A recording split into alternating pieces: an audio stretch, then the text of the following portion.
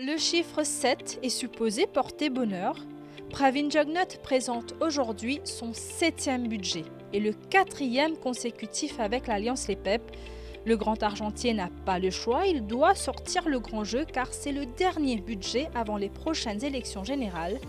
Voici 5 dossiers sur lesquels il pourra marquer les esprits.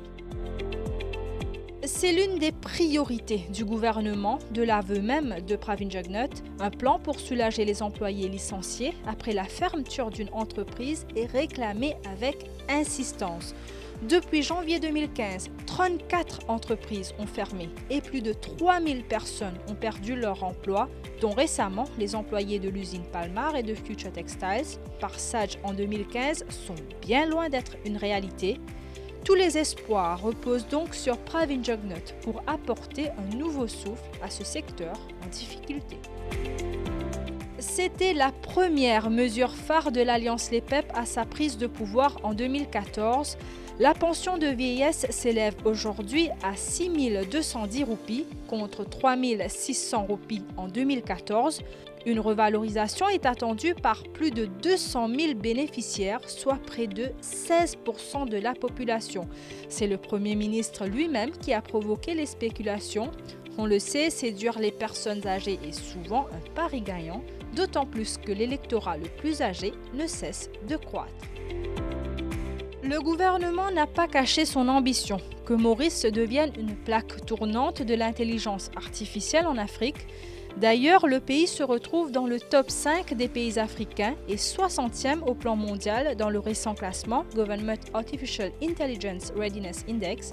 Bien évidemment, les nouvelles mesures de Pravin Jugnauth devront être en ligne avec la mise en opération future des caméras du projet Safe City. Vous le savez, les caméras déployées seront dotées d'un système de reconnaissance faciale intelligent. Pravin Jugnauth en profitera-t-il pour annoncer une nouvelle législation ? Le changement climatique et le développement durable n'ont, à première vue, rien de financier. Cependant, leur impact a une portée économique de grande envergure.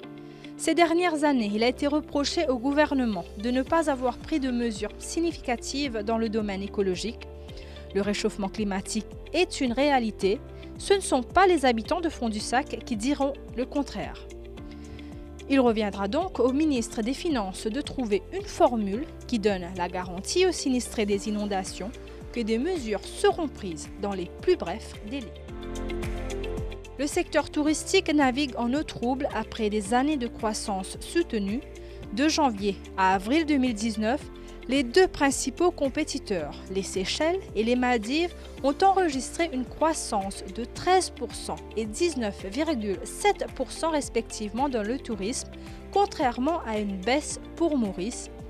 Les opérateurs s'accordent à dire que Pravin Jugnauth est contraint de trouver une solution pour renverser la vapeur, car le tourisme contribue pas moins de 24% du produit intérieur brut.